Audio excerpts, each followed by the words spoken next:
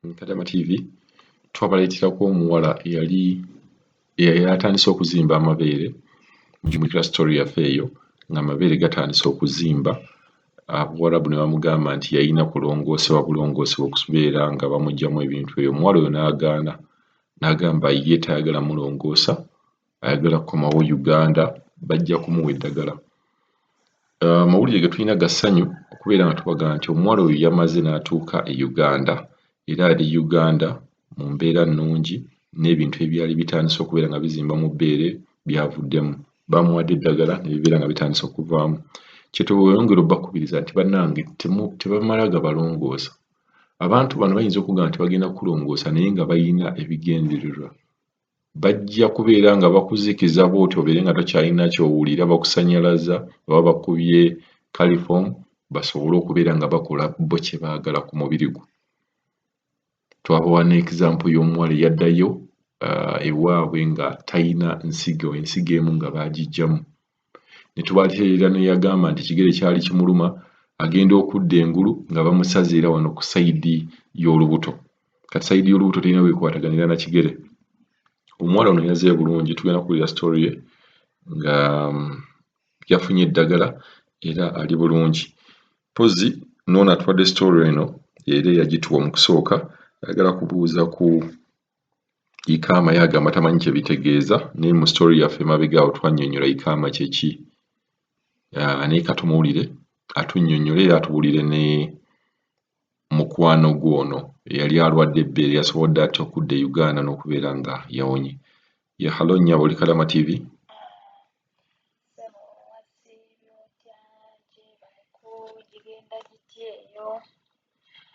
Nsooka okwebaza bakozi bannange mwenna naawe Mr. Kadama TV tukwebaza nnyo nnyo nnyo nnyo.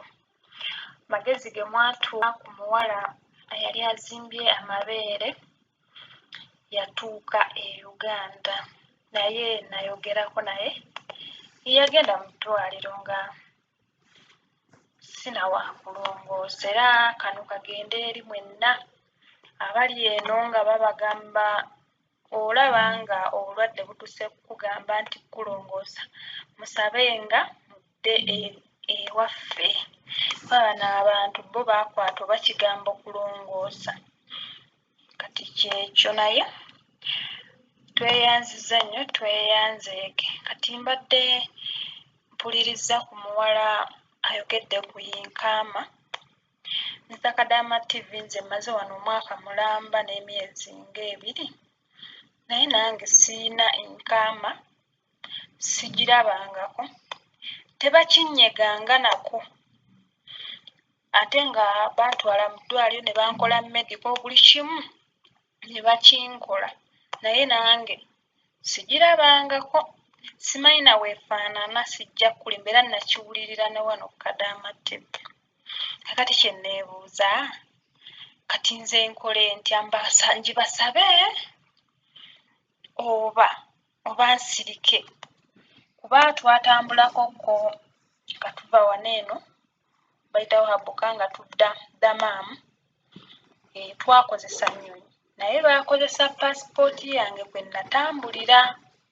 Kati simanyi Yinkama nze omuntu nakiwulira ne wano ku Kadama TV naye simanyi ekola mugaso ki etuyamba etya.